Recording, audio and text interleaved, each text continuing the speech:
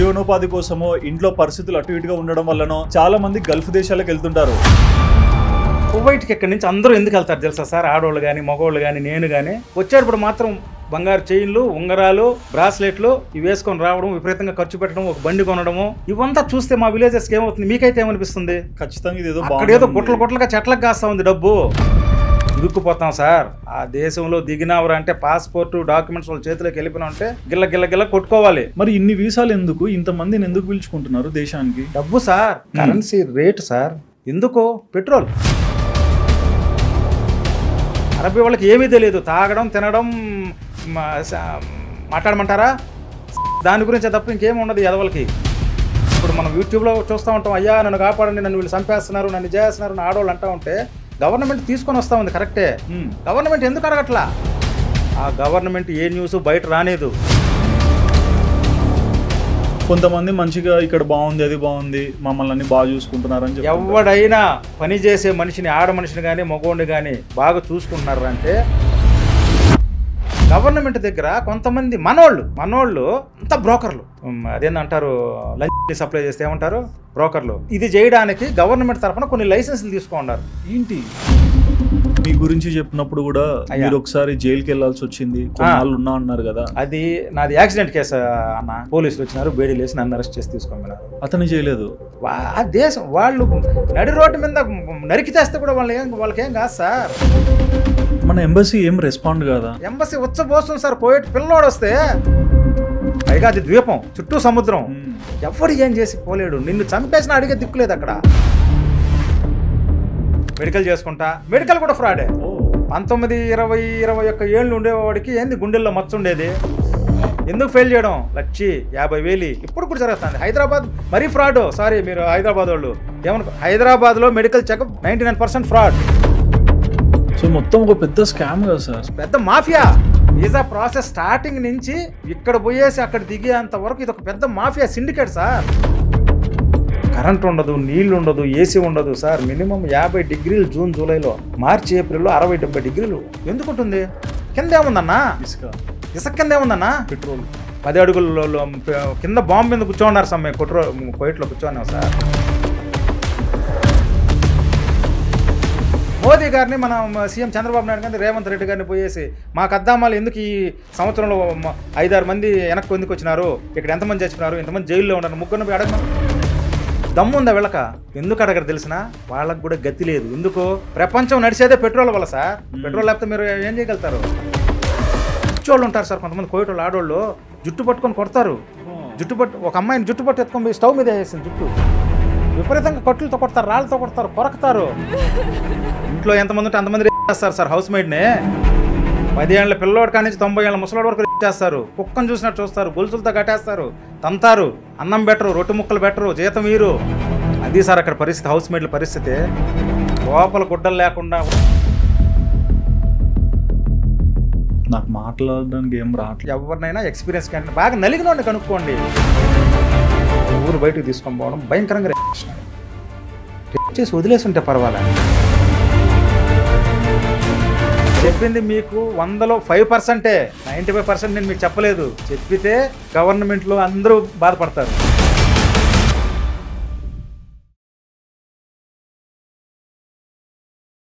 Hi viewers, welcome to Sudheer talks. నేను మీ host Sudhi Reddy. ఈ interview చాలామంది గల్ఫ్ కంట్రీస్కి వెళ్ళే వాళ్ళందరికీ ఎంతో ప్రత్యేకం అండి. బేసిక్గా జీవనోపాధి కోసమో ఇంట్లో పరిస్థితులు అటు ఇటుగా ఉండడం వల్లనో చాలామంది గల్ఫ్ దేశాలకు వెళ్తుంటారు. మరీ ముఖ్యంగా ఎక్కువ మందిని మనం వినేది కువైట్ కూడా ఎక్కువ పిక్ చేసుకుంటుంటారు. అసలు ఈ కువైట్ దేశానికి వెళ్ళిన వాళ్ళ పరిస్థితి ఎలా ఉంటుంది, బేసిక్గా మనకు కనిపించే ఫార్మాట్ ఏంటి, మనకు కనిపించని ఫార్మాట్ ఏంటి, ఇలాంటి ఎన్నో విషయాల గురించి ఈరోజు ఇంటర్వ్యూలో నేను మీ ముందర తీసుకురాబోతున్నాను. సో మనతో మాట్లాడడానికి రైల్వే కోడూరు నుంచి డిఎన్ వర్మ గారు వచ్చారండి. ఆయన ఎవరో కాదు, కువైట్లో ఆల్మోస్ట్ 27 సంవత్సరాలు ఉన్నారు. అందులో ఆయన ఎన్నో జీవితాలు చూశారు అండ్ స్వతగా కూడా ఎన్నో అనుభవాలు కూడా ఆయన చెందినారు. బట్ ఏంటి ఈ కువైట్ జీవితం, దీనిలో మనకు కనిపించేది ఏంటి, కనిపించింది ఏంటి, ప్రతి ఒక్క దాని గురించి కూడా ఈ ఇంటర్వ్యూ డీటెయిల్గా మాట్లాడదాం. ఇక లేట్ చేయకుండా మన ముందరున్న డిఎన్ వర్మ గారికి హాయ్ చెప్పేద్దాం. నమస్కారం సార్. నమస్తే అన్న. ఎలా ఉన్నారు? బాగున్నా అన్న. సార్ 27 సంవత్సరాలు కువైట్లో ఉన్నారు. అవును. ఇప్పుడు ఇండియాకి వచ్చి ఎన్ని సంవత్సరాలు అవుతుంది? 6వ సంవత్సరం అన్న. 6వ సంవత్సరం. ఎట్లా రికవరీ అయ్యారా, అలానే ఉన్నారా? లేదన్నా నేను పొలం పనులు చేసుకుంటా ఉన్నాను. 26 సంవత్సరాలు బాగానే ఉన్నానన్నా. అక్కడ ఎంతో కష్టపడ్డాను, ఎంతో సంపాదించినాను, ఎంతో పోగొట్టినాను. కరోనాలో వచ్చి ఇక్కడ ఇరుక్కుపోయినాను. పిల్లలు ఎదిగిపోయినారు, ఇంకా అవసరం లేదనుకున్నాను. నాకు ఎవరు లేరు, అన్నల తమ్ముళ్ళు అక్కలు చెల్లెళ్ళు ఎవరు లేరు, తల్లిదండ్రులు ఎవరు లేరు. పిల్ల ఎదిగింది, నా బిడ్డల కోసం ఇంకెక్కడే సెటిల్ అయిపోవాలనుకున్నాను. హ్యాపీగా పొలం పనులు చేసుకుంటా ఉన్నానన్న. ఓకే సార్, కువైట్ లో 27 సంవత్సరాల అనుభవం అంటే అంత చిన్నది కాదు. అండ్ ఈ రోజు వెళ్ళే వాళ్ళకి ఒకలా ఉంటుంది, అప్పట్లో వెళ్ళి ఎన్నో చూసిన వాళ్ళకి ఇంకొకలా ఉంటుంది. సో మీ ఎక్స్పీరియన్స్ లో ఉన్న ప్రతి ఒక్క విషయం కూడా దాపరికం లేకుండా చెప్పాలి. ఖచ్చితంగా చెప్తానన్నా. ఓకే, సో అంటే కువైట్ గురించి అంటే ఇక్కడ వెళ్ళే వాళ్ళ గురించి మాట్లాడే ముందు ఫస్ట్ ఆ దేశం గురించి మాట్లాడదాం సార్. సో కువైట్ లో నాకు తెలిసి అంటే 1990s లోనే సద్దాం హుస్సేన్ అక్కడ ఉన్న పెట్రోల్ బావుల్ని ఏదో వార్ చేశాడు, అక్కడ అన్ని తీసేశాడని విన్నాను. దాని గురించి మీకు ఏం తెలుసు? నేను 93 మార్చి పోయినప్పటికి కూడా కువైట్ అప్పుడే సైన్యం వెనక్కి వెళ్ళిపోయినారన్న. పాడుపడిపోయిన ఇండ్లు, పాడుపడిపోయిన కంపెనీలు ఇవన్నీ నా కంటితో చూసినానన్న. నేను పోయిన తర్వాతనే మళ్ళీ సిటీ కూడా ఎదిగింది. అప్పుడు ఎట్లా జరిగిందిరా అంటే సద్దాం హుస్సేన్ వాళ్ళ సైన్యంతో వచ్చి మొత్తం రాత్రి ధ్వంసం చేసేసినాడు. అర్ధరాత్రి 12 గంటల తర్వాత ప్రైమ్ మినిస్టర్ పారిపోయినాడు. కువైట్ ప్రైమ్ మినిస్టరే స్పెషల్ ఫ్లైట్ వేసుకుని సౌదీకి పారిపోయినాడు. సౌదీ నుంచి అమెరికా అయిపోయినాడో ఏడిపోయినారో, కువైటీస్ అంతా పారిపోయినారు ఫ్లైట్లు వేసుకొని. అక్కడ ఇరుక్కుపోయింది అమాయక ప్రజలు. కొంతమంది కువైటీసు, కొంతమంది అరబ్ కంట్రీస్ వాళ్ళు అంతా పారిపోయినారు. సంవత్సరం రోజులు సద్దాం ఇరాక్ సైన్యం కువైట్ సైన్యాన్ని ఏమి చెయ్యాలో చేసినారన్న. వాళ్ళకి ఎంత కసి అంటే వాళ్ళకి ఏదో ఈ దేశంలో వాళ్ళకి ఏదో హక్కు అడిగినారంతే. వీళ్ళు దొంగలు కదన్నా కువైట్ వాళ్ళు, వీళ్ళు ఇవ్వలా. అర్ధరాత్రి వచ్చి పడిపోయినారు. అంటే ఇప్పుడు సద్దాం హుస్సేన్ స్వతహాగా చాలా మంచోడన్నా. మీరు గల్ఫ్ కంట్రీస్లో ఎవరినైనా పోయి అడగండి, ఇరాక్ ప్రెసిడెంట్ సద్దాం హుస్సేన్ ఎలాంటి వాడని. అంతెందుకు కువైటీస్ కూడా తెలుసు. మరి కువైటే ఎందుకు? కువైట్ ప్రెసిడెంట్ వెధవా, ఇవ్వలేదు. సంవత్సరాల తరబడి అతను పోరాడుతూ ఉంటే అతనికి రావాల్సింది ఇవ్వలేదు. అతని ఇరాక్ కంట్రీ, కువైట్ కంట్రీ ఒక మూల పార్ట్లో పెట్రోల్ పడింది. అతను పేదోడు, ఏదో అడిగినాడు, ఇవ్వచ్చు కదా, మొత్తం లాగేయాలని. ఓకే, ఇవ్వలేదు. కొన్ని సంవత్సరాల నుంచి అడిగినాడు, కడుపు మండింది, సైన్యాన్ని పంపించినాడు అర్ధరాత్రి. అండ్ ఈ కువైట్ దాని గురించి కూడా అంటే పెట్రోల్ పన్నాక దేశం అభివృద్ధి చెందింది. అంతకుముందు ఎలా ఉండేది? పెట్రోల్ 60-70s నుంచి ఉంది పెట్రోల్. వీళ్ళకి 90 వార్ గురించి చెప్పిన.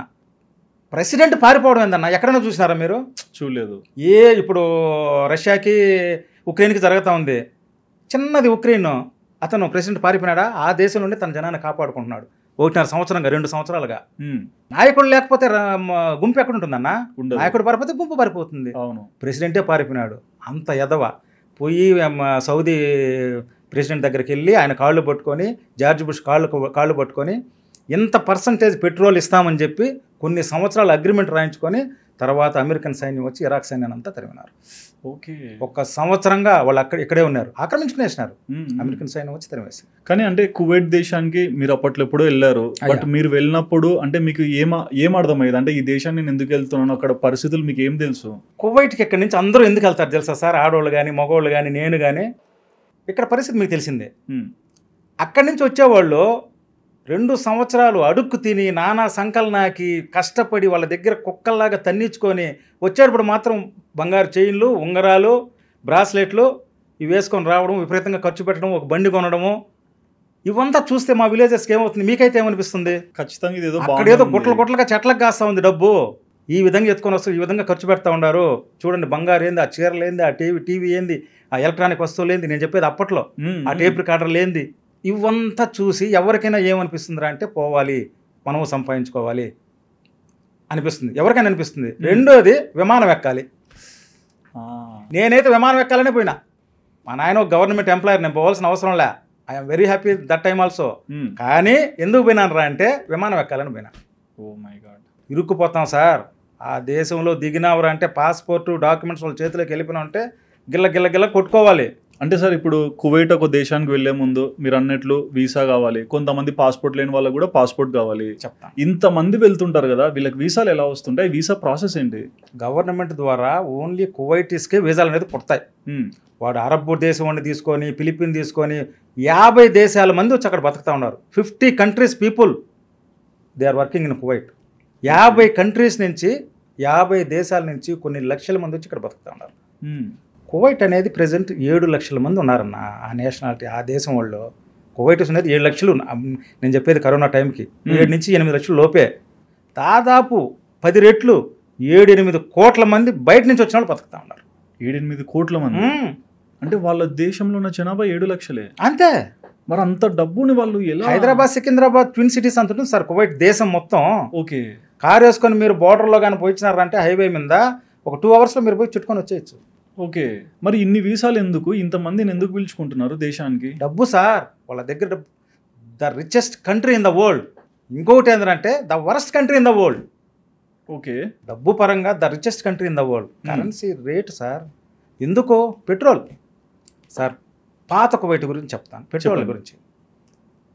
దొంగలు, దారి దోపిడీలు, మత్తుకు బానిసలు, వ్యభిచారం, అడుక్కు తినడం, ఇది ఒకప్పుడు అరబ్ కంట్రీస్లో పాత ఒక 100 సంవత్సరాల క్రితం వాళ్ళ పని అది.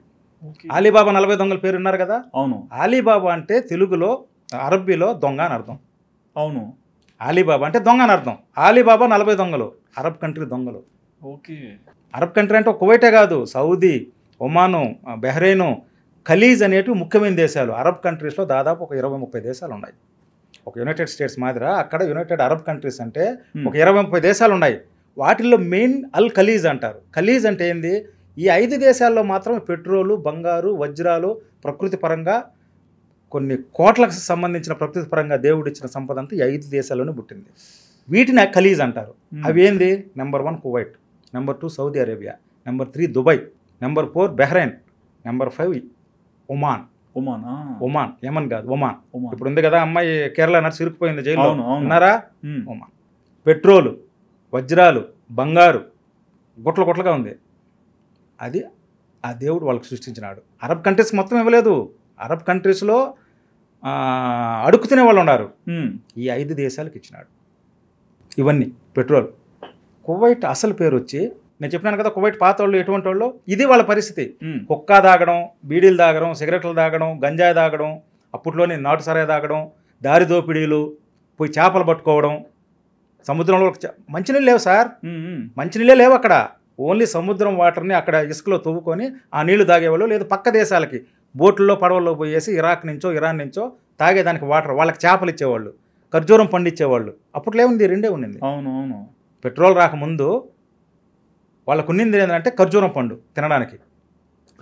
రొట్టెలు చేసుకునే దానికి మైదా పిండి తెచ్చుకోవాలని వీళ్ళు ఇవన్నీ ఎత్తుకొని అక్కడ ఇచ్చి ఆ మైదా పిండి వాటర్ తెచ్చుకునేవాళ్ళు. మరి ఇలాంటి పరిస్థితుల్లో ఉన్న దేశం ఇంతమందికి వీసాలు ఇచ్చి అక్కడ పిలిపించుకుంటుంది కదా. ఇంతమంది వీసాలు ఇచ్చారంటే వచ్చిన తర్వాత ఇవంతా అప్పుడు పెట్రోల్ ఎట్లా పడింది? మనల్ని ఆక్రమించుకున్నట్టే బ్రిటిష్ వాళ్ళు కూడా మొత్తం ప్రపంచాన్ని మొత్తం ఆక్రమించుకున్నారు. ఇంగ్లాండ్, మీకు తెలుసు ఆ విషయం. అట్లే అరబ్ వాళ్ళు కూడా ఆక్రమించుకొని ఉన్నారు, అక్కడ పరిపాలిస్తూ ఉన్నారు. ఓకే. వాళ్ళు తీసినారు సార్ పెట్రోల్. ఏదోళ్ళకి ఆడ ఉంది సార్ అంత బుర్రా, వీళ్ళకి ఏమీ తెలియదు. అరబీ వాళ్ళకి ఏమీ తెలియదు. తాగడం, తినడం, మాట్లాడమంటారా దాని గురించే తప్ప ఇంకేమి ఉండదు ఎదవలకి. ఇప్పటికీ ఏం తెలియదు. వాళ్ళు ఇంగ్లాండ్కి బోట్లలో, పడవల్లో, స్టీమర్లో సముద్రం మీద పోతా వస్తూ ఉంటే నాకు ఒక పెద్ద ఆయన చెప్పింది. ఇది నాకు తెలియదు. ఒక 90 years అరబ్ కువైట్ దేశం నాకు చెప్పినాడు. వీళ్ళు బ్రిటిష్ వాళ్ళు పోతా వస్తా ఆ సముద్ర జలాల మీద, ఇప్పుడు మనం రోడ్డు మీద ఎక్కడ వాన పడినప్పుడు పెట్రోల్ రంగులుగా ఉంటుంది, ఇంద్రధనుస్సు మాదిరి మెరుస్తుంది. ఆ వాటర్ మీద ఏదో కలర్ కనిపిస్తూ ఉంది. ఓకే. బ్రిటిష్ వాడు గమ్మున్నాడు కదా, ప్రపంచాన్ని అంతా పట్టుకున్నాడు, వాడెందుకు గమ్మునుంటాడా? ఆ వాటర్ తీసుకొని ఇంగ్లాండ్లో చెక్ చేసినాడు. ఆ కాలంలో ఏదో ఉంది వాటర్లో, ఈ మట్టిలో ఏదో ఉందని వాడికి తెలిసింది. ఏదో విలువైన ఆయిలీ పదార్థం ఉంది లోపల అని వాడికి వచ్చింది. ఎంతోమంది సైంటిస్టులు అమెరికా వాళ్ళు ఏమైనా పెట్టి చేస్తే పెట్రోల్ ఉంది, డీజిల్ ఉంది కింద. ఆ మట్టి ఎత్తుకొని అంతా చేసి కొన్ని సంవత్సరాలు పరిశోధన చేసి తర్వాత ఈ అరబ్ ఏ దేశంలో ఉంది వాళ్ళతో కూడా అగ్రిమెంట్ చేయించినాడు, రాసుకున్నాడు. నేను తవ్వతా, మీకు తెలియని పదార్థం నేను తీస్తా, నేను మొత్తం చేపిస్తా, బావులు తవ్విస్తా, నేను మ్యాన్ పవర్ని తీసుకొస్తా, అంతా చేసి నాకు ఇంత పర్సంటేజ్, ఇన్నేళ్ళు అగ్రిమెంట్. ఆ విధంగా బ్రిటిష్ వాళ్ళు తీసినారు. ఏదోళ్ళకి ఏం తెలుసు సార్, ఇప్పటికీ ఏం తెలియదు. ఓకే, సరే. అట్లా అసలు అక్కడే మన దేశానికి వచ్చి పాకిస్తాన్కి, బంగ్లాదేశ్కి, ఇండియాకి, శ్రీలంకకి వచ్చేవాళ్ళు సముద్రం మీద ఖర్జూరం పండు చేపలు అమ్ముతా ఉన్నారు కదా. చేపలు పట్టుకుంటూ వచ్చేది ఇక్కడ మీద బాంబే, ఇక్కడంతా ఎక్కడ సముద్రం వాటర్ ఉందో ఖర్జూరం పండ్లు అమ్మేది. మన రూపాయి బిళ్ళలు అక్కడ చలామణిలో ఉన్నాయి గురువు గారు. ఓకే. మన రూపాయి బిళ్ళలు, ఇందిరాగాంధీ బొమ్మ ఉండే రూపాయి బిళ్ళలు చలామణిలో ఉన్నాయి. నాకు ఎట్లా తెలుసురా అంటే, నేను పనిచేసే చోట ప్రతిరోజు నేను ఎర్లీ మార్నింగ్ 6 గంటలకు సూపర్ మార్కెట్లో పనిచేసి పోయేటప్పుడు వచ్చేటప్పుడు ఒక పెద్ద ఆయన, పని లేని ఒక పెద్ద ఆయన 90 ఏళ్ళు ముసలాయన కూర్చోన్నాడు. ఆయన కహాని అంతా నా మీద చెప్పేవాడు, నా తల తినేవాడు. డ్యూటీకి పోయేటప్పుడు వచ్చేవాడు, అతను చూపించేవాడు. 90 రూపాయలు మీ మన ఇండియన్ రూపాయిని మనం పడేస్తాం సార్, రూపాయికి మనకు తెలియదు, ముద్దు పెట్టుకుంటాడు అతను. మీ రూపాయలు 90 రూపాయలతో ఇంటి జాగా కొన్నాను అంటాడు సార్. ఇప్పుడు కొన్ని 100 కోట్లు అయ్యి అతనుండే ఇల్లు, ఆ జాగా 90 రూపాయలతో కొన్నాడు, 90 రూపాయల బిళ్ళలతో. ఇందిరాగాంధీ ఇంత బిళ్ళలు ఉండేది అప్పుడు, నెహ్రూవి, ఇందిరాగాంధీ పాత. ఆ బిళ్ళలు అట్లే చూపించాడు, ఆ బిళ్ళను ముద్దు పెట్టుకుంటాడు. ఎప్పుడు జోబులోనే పెట్టుకుంటాడు, బెడ్ కిందనే పెట్టుకుంటాడు. 90 రూపాయలతో ఇంటి జాగా కొన్నాడంట, పెద్ద ప్యాలెస్ అది. అది వాళ్ళ ఇది పెట్రోల్ పడిన తర్వాత ప్రజెంట్ లైఫ్ అలాంటిది, అంతకుముందు లైఫ్ అలాంటిది. వాళ్ళకి ఏమీ తెలియదు సార్. పెట్రోల్ వచ్చేసింది సార్, డబ్బు ఏమి చేసుకోవాలో తెలియదు, విపరీతమైన డబ్బు. అసలు ఇప్పుడు కూడా వీళ్ళ డబ్బు అంతా కొన్ని $1 మిలియన్ కాదు, $1 బిలియన్ కాదు, $1 ట్రిలియన్ కాదు, బయట దేశాల్లో సేవ్ చేస్తున్నారు అంతే. వాళ్ళు ఏం తినడంలే, వాళ్ళ శాలరీస్, వాళ్ళకి ఇచ్చే గవర్నమెంట్కి ఇచ్చుకునే శాలరీసు, మనకిచ్చే శాలరీసు, మనకు పెట్టే తిండి అంతా మన డబ్బే. మన డబ్బు అంటే ఇండియన్స్ డబ్బు కాదు. 50 దేశాల నుంచి, బయట దేశాల నుంచి బతుకుని వచ్చిన వాళ్ళు కట్టే రెంట్లు, మనం room rent, electricity bill, water bill ప్రతి ఒక్కటి మనమే కడతాం. ముఖాలఫాలు అంటారు, అంటే కార్లు పోయేటప్పుడు పార్కింగ్లు ఫైను, స్పీడ్ పోయినప్పుడు ఫైను, ఇక్కడ నుంచి వీసా తీసుకొని పోయిన తర్వాత మెడికల్ చెకప్, దానికి స్టాంపులు, వీసాగా ఎన్నో మన దగ్గరనే ఖర్చు పెట్టిస్తారు. మరి చాలా మందికి ఇప్పుడు మీరు ఆ రోజుల్లో వెళ్ళారు, సో ఇంట్లో ఉన్న పరిస్థితి బట్టి మీరు వెళ్ళాల్సి వచ్చింది ఏదో సంపాదించుకోవాలని. బట్ ఈ రోజు కూడా ఇంతమంది రోజుకి, అంటే ఇప్పుడు ఈ నిమిషంలో కూడా ఎవరొకరు ఫ్లైట్ ఎక్కే స్టేజ్లో ఉన్నారు. ఇంత అట్రాక్షన్, ఇంత నమ్మకం ఎలా వచ్చింది మరి ఇన్ని జరుగుతుంటే?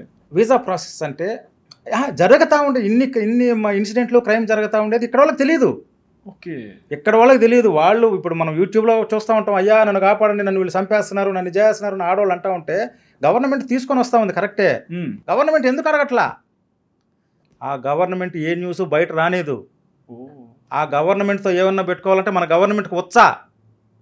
మనం మా రాయలసీమలో ఎంతమంది ఇబ్బంది పడతా ఉన్నారు ఆడవాళ్ళు, ఒక తూర్పుగోదావరి, వెస్ట్ గోదావరి ఎంతమంది ఆడవాళ్ళు, ఇంట్లో ఎంతమంది ఉంటే అంతమంది చేస్తారు సార్. హౌస్ మేడ్నే 10 ఏళ్ళ పిల్లోడు కానీ 90 ఏళ్ళ ముసలోడు వరకు చేస్తారు. కుక్కను చూసినట్టు చూస్తారు, గొలుసులతో కట్టేస్తారు, తంతారు, అన్నం బెటరు, రొట్టె ముక్కలు బెటరు, జీతం వీరు, లోపల గుడ్డలు లేకుండా ఉత్త నైటీలతో పారిపోయి హైవేల మీద పరిగెత్తా ఉంటే నా కారులో నేను తీసుకొచ్చినాను సార్ ఎంతోమంది ఆడవాళ్ళని.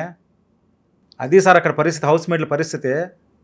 ఏదో అక్కడి నుంచి వచ్చి మంచి గుడ్డలు వేసుకుంటా ఉన్నారు, బంగారు తీసుకొని వస్తున్నారు, ఇండ్లు కట్టుకుంటున్నారు అని మీరు అనుకుంటారేమో. కుక్క బతుకులు సార్. మనం ఇక్కడ రాజు రెడ్డి, అక్కడ పోతే వాడు ముందర కుక్క. చెప్పమనండి, నేను రాజు రెడ్డినే, నేను రాజు అని ఏ రోజున అంటే నన్ను ఎగ్గిస్తుంటారు. కానీ ఇది అంతా చెప్తున్నారు కదా, ఈ వీసా ఎట్లా ఉంటుంది? Okay, visa process. అక్కడ గవర్నమెంట్ ఏ పవర్ అయినా సరే అక్కడ నేషనాలిటీ కువైటీస్కే ఇస్తుంది.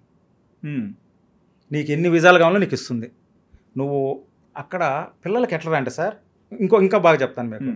కువైటీ అనేవాడు కడుపులో పడిన 1 మంత్ నుంచి వాడికి అన్నీ ఫ్రీ. నేను 10 లక్షల రూపాయలు ఏదో వ్యాపారం చేయాలని లోన్ కోసం బ్యాంకు చుట్టూ 10 సంవత్సరాలు తిరిగిన, ₹1 కోటి ఇల్లు పెట్టుకుని, అయినా బ్యాంకు వాళ్ళు ఇవ్వాల. నా దగ్గర చదువు లేదు, ఏమీ లేదు, ప్రూఫ్స్ లేవు, ఏమీ లేవు. ఎగ్జాంపుల్ చెప్తాను. కడుపులో 1 మంత్ బేబీ ప్రెగ్నెంట్ అని హాస్పిటల్లో పాజిటివ్ వచ్చిందిరా అంటే హాస్పిటల్ బిల్లు, వాడు లోపల మందులు, వాడి ట్రీట్మెంట్ మొత్తం ఫ్రీ. తల్లికి మళ్ళీ డబ్బు ఇస్తారు, మంచి ఫుడ్ తినమని, మంచి పాలు తాగమని, మంచి ఇది చేయమని. ఆమెకి నెలకి ఇంత 20,000 30,000 ఎక్స్ట్రాగా ఇస్తారు తల్లికి. నువ్వు హ్యాపీగా ఉంటే బిడ్డ హ్యాపీగా ఉంటాడని. అంటే బిడ్డ కడుపులో పుట్టినప్పటి నుంచి ఫ్రీ. బయట వచ్చినాడా స్కూల్ ఫ్రీ, యూనిఫామ్ ఫ్రీ, స్కూల్కి కావాల్సినట్టు మొత్తం. మళ్ళీ స్కూల్ 1 మంత్ బేబీ బయటపడిందని అంటే శాలరీ ఆ బేబీకి మళ్ళీ గవర్నమెంట్ బేబీ ఇస్తుంది తల్లిదండ్రులకి శాలరీ. జాగ్రత్తగా చూడండి అని. స్కూల్ ఫ్రీ, హాస్పిటల్ ఫ్రీ, వాళ్ళు ఏం చేయాలంటే ఫ్రీ. అది పురాతన కాలం నుంచి వస్తూ ఉంది. అంటే వాళ్ళ దగ్గర గవర్నమెంట్ దగ్గర ఎంత డబ్బు ఉందో చూడండి. ఓన్లీ వాళ్ళ నేషనాలిటీ వాళ్ళకే. సరే, వాడి స్కూల్ అయిపోయింది, బాగా చదివినాడా, నువ్వు బయట దేశాల్లో పోయి చదువుకోవాలి, గ్రాడ్యుయేషన్ చదవాలి, ఇంజనీరింగ్ చదవాలి, డాక్టర్ చదవాలి, మొత్తం ఖర్చు గవర్నమెంట్దే. ఓకే, నీకు చదువు రాలేదు, 16-17 ఏళ్ళు వచ్చినాయి, ఏం అవసరం లే, నీకు జేష్లో ఉద్యోగం. జేష్ అంటే army. Okay, salary minimum salary 2,000 దినార్లు అంటే 5 లక్షలు. మరి వీసాలకి ఎందుకు చెప్తాను. అట్లా ఏ హక్కు అయినా వాళ్ళ నేషనాలిటీ వాళ్ళకే, వాళ్ళ బ్లడ్కే ఇస్తారు, బయట వాడికి ఎవరికి లే, మొత్తం ఫ్రీ. ఇప్పుడు ఉద్యోగం ఇచ్చినారు కదా, ఇల్లు ఫ్రీగా ఇస్తారు, కారు ఫ్రీగా ఇస్తారు, పెళ్ళాన్ని కొనుక్కునే దానికి డబ్బులు ఇస్తారు, పెళ్లి చేసుకున్న తర్వాత ఇద్దరికి శాలరీ ఇస్తారు, మళ్ళీ వాడికి కడుపులో వాళ్ళ భార్య ఇదైతే రీసైకిల్మెంట్ జరుగుతూ ఉంటుంది అంతే, మొత్తం ఫ్రీ. మనం పోయి కుక్కల మాదిరి బతకాలి అక్కడ. మా కోయేటోళ్ళు మంచోళ్ళు, మా బాబా మంచోళ్ళు, మా మామ మంచోడు. నీ వల్ల వాడికి ఉపయోగం ఉంది కాబట్టి నీ యూజ్ చేసుకుంటాడు. అది తెల్ల వీళ్ళకి, డ్రైవర్లకి, హౌస్ మేట్లకి. ఏం మంచోడు? మంచిగా ఉంది సార్ ఆ ఎదవలకి, కోయేటోళ్ళకి. ఒక బోల్డ్ ఎగ్జాంపుల్ చెప్తాను. 22, 23 ఏళ్ళ కుర్రోడు వస్తా, మీకు చెప్పినా నేను, తల్లి, చెల్లి, అక్క, లేడీస్ అంతా వస్తూ ఉంటే ఎదురుగా వచ్చినాడు అంటే వాళ్ళకి సలాం చెప్పి వాళ్ళు చూస్తారు సార్. వాళ్ళు కన్న తల్లి, తోడబుట్టిన చెల్లి చూస్తారు సార్. ఎవరినైనా అడగండి మీరు, ఒక 20 ఏళ్ళ ఎక్స్పీరియన్స్ ఉన్న ఎవరినైనా అడగండి, పాత వాళ్ళని, ఇప్పుడున్న పిల్లల్ని అడగండి, ఎవరినైనా సరే. అది సార్ వాళ్ళ మెంటాలిటీ అనేది కామన్ సార్ అక్కడ. అంటే ఇంట్లో ఉన్న బంధానికి 10 సంవత్సరాల పిల్లోడు మామూలుగా ఎవరితో తల్లితో మాట్లాడితే తండ్రితో వాళ్ళ యాక్టివిటీస్ ఎలా ఉంటాయంటే అంత ఘోరంగా ఉంటుంది సార్. కన్న తల్లి తండ్రితో వాళ్ళు ఏమన్నారు సార్. వాళ్ళు ఎందుకంటే వాళ్ళు తల్లి అటువంటిదే, తండ్రి అటువంటిదే.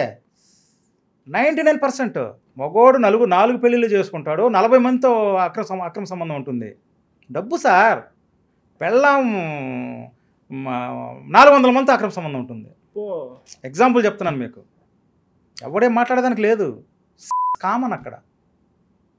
వాళ్ళు మనల్ని అంటారు సార్ వాళ్ళు. మరి మీరు ఏ సంవత్సరంలో వెళ్ళారు? నేను 93 వెళ్ళినాను, 2019 వచ్చేసినాను. 26, 27 సంవత్సరాలు. ఎన్ని చూసినాను, ఎన్ని చేసినాను అది నాకు తెలుసు, ఆ దేవుడికి తెలుసు. నేను పడ్డన్న కష్టాలు ఎవరో లక్షలో ఒకడు పడి ఉంటాడు. నేను సంపాదించినంత డబ్బు కూడా అంతే, లక్షలో ఒకటే సంపాదిస్తాడు. మరి 27 నేను పోగొట్టినంత కూడా లక్షలో ఒకటే పోగొట్టుంటాడు. ఓకే. మరి అంటే సార్ నేను ఫస్ట్ నుంచి ఇదే అడుగుతున్నా, వీసా ప్రాసెస్, వీసా హక్కులన్నీ వాళ్ళకి ఇస్తారు సార్. అవును. అక్కడ వీసాలు ఇచ్చినా కోయిటిస్కే, ఆడవాళ్ళకి ఇస్తారు, మగవాళ్ళకి ఇస్తారు. డ్రైవర్లను తెప్పించుకో, హౌస్ మెయిడ్ని తెప్పించుకో, ఇస్తారు వాళ్ళకి. నువ్వు తబ్బాకుని తెప్పించుకో అంటే వంట మనిషిని తెప్పించుకోవచ్చు, హౌస్ బాయ్ ఇల్లు క్లీనర్ని తెప్పించుకోవచ్చు, డ్రైవర్ని తెప్పించుకోవచ్చు, వంట మనిషిని తెప్పించుకోవచ్చు, నర్సుని తెప్పించుకోవచ్చు, కేర్ టేకర్ని తెచ్చుకోవచ్చు, పిల్లల్ని చూసుకుని ఇంతమందిని తెచ్చుకునే హక్కు ఓన్లీ కువైట్ మగాడికి, ఆడవాళ్ళకి ఇన్ని వీసాలని ఫిక్స్ చేస్తుంటారు. ఓకే. పెళ్ళైన తర్వాత వాళ్ళ పిల్లల్ని బట్టి వాళ్ళకి వీసాలు. సరే, ఆ వీసాలు ఏం చేస్తారంటే వాళ్ళు ఎవరో నా బోటులు అక్కడ ఉంటారు కదా, నాకు కద్దామా కావాలి, నాకు డ్రైవర్ కావాలి, అది అని చెప్తారు. వీళ్ళు ఏం చేస్తారు, వీసాలు తీసి నా జీవితంలో 20 ఏళ్ళ సమయం ఒక వీసా తీలా. అవునా? నా భార్యకి తప్ప నా పేరు మీద తీసుకున్నా, అది కూడా కువైట్ వాడిని పెట్టలా. మన భార్యను పిలిపించుకున్నా వాడే కఫీల్ అంటే వాడే స్పాన్సరు. రేపు నా భార్యను తీసుకొని తర్వాత వాడు ఎయిర్పోర్ట్ నుంచి నా భార్యను తీసుకోవచ్చు. అది కఫీల్, అది స్పాన్సర్. అట్లే చేస్తారు అంతా. సరే వదిలేయండి. నేను నా భార్యను నా పేరు మీద పిలిపించుకున్నా. నేను ఒక షాప్ ఓపెన్ చేసినట్టు ఇచ్చేసి లైసెన్స్ కొని, లేదు షాప్ లేదు, ఏమి లేదు, నా పేరు మీద ఎలా రావాలి? ఒక కోవిడ్ దగ్గర నేను లైసెన్స్ రెంట్కి తీసుకున్నా, ఒక షాపు అగ్రిమెంట్ చేయించుకున్నా. నేను ఇతనికి షాపు లైసెన్స్ రెంట్కి ఇచ్చినాను, ఇతను మంత్లీ నాకు ఎంత ఇవ్వాలి. ఆ షాపు ద్వారా నాకు ఇంత శాలరీ సర్టిఫికేట్లో నేను నాకు కావాల్సిన శాలరీ వేయించుకున్నాను కాబట్టి వాడు ఇచ్చేదేం లేదు. ఆ డబ్బు ఎత్తుకొని మంత్లీ నేను బ్యాంకులో వేసి తీసుకోవడం, శాలరీ వాడు ఇచ్చినట్టు అనమాట. సార్ అన్ని రూల్స్ ప్రకారం అన్నీ వాళ్ళకే పాజిటివ్గా ఉంటాయి సార్, వాళ్ళకి అనుకూలంగా ఉంటాయి. ఇరుక్కుపోయేది మనమే. అట్లా చేసి నేను మా మిస్సెస్ని పిలిపించుకున్నా. ఎంతమంది అడిగినారు నా ఫ్రెండ్స్, మా చిన్నాన్న పిల్లలు, వాళ్ళు ఒక్క వీసా అని. వీసా తీసేది ఎట్లా తెలుస్తారు ఇక్కడ ఇప్పుడు?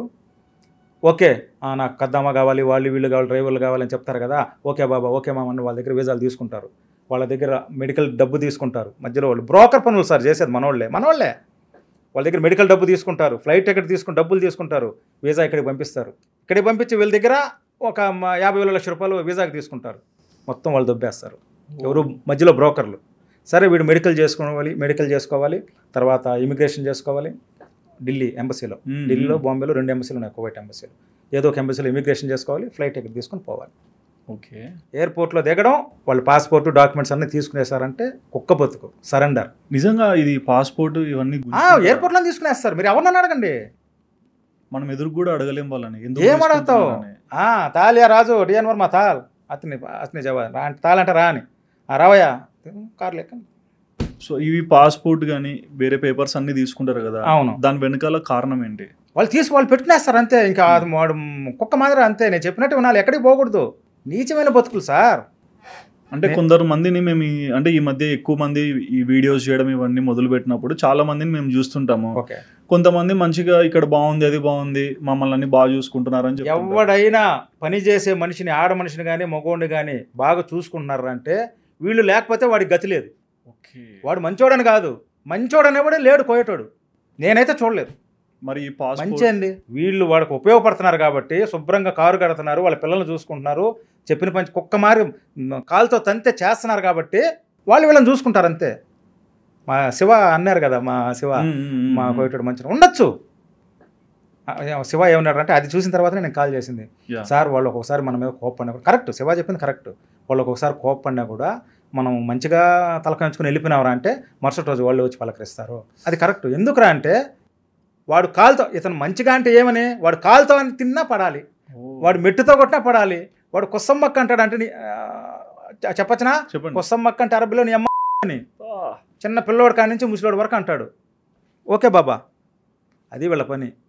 ఇంత దిగజారిపోతుంది ఏంది ఇంతకన్నా ఘోరాలు ఉన్నాయి సార్. సార్ నైట్తో లోపల ఏమీ లేకుండా బ్రా అండర్వేర్ లేకుండా అమ్మాయిలు రోడ్డు మీద పరిగెత్తా ఉంటే నేను సిటీకి పోయేసి ఏదో పని మీద వస్తా ఉంటే అమ్మాయి నా కార్లు తీసుకొచ్చి అన్నం పెట్టి తీసుకొని పోయేసి ఆఫీస్లో వదిలినాను సార్.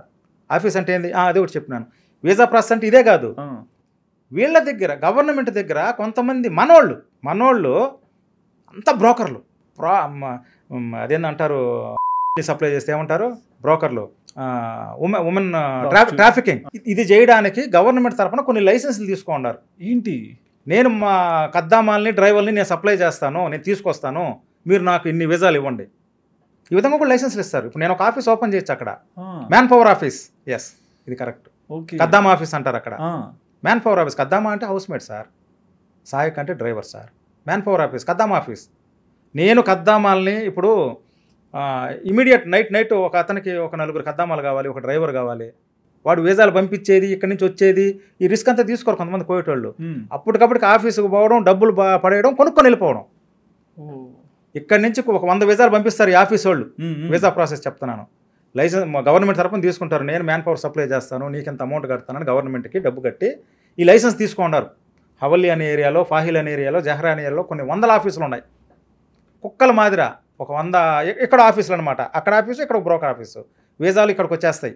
వీళ్ళు ఊరుకు పోయేసి వీసాలు వచ్చేసినాయి, 50 లక్షల రూపాయలు ఇవ్వండి, ఇంత జీతం అని చెప్పేసి ఆడవాళ్ళని మగవాళ్ళని తరిమేస్తారు.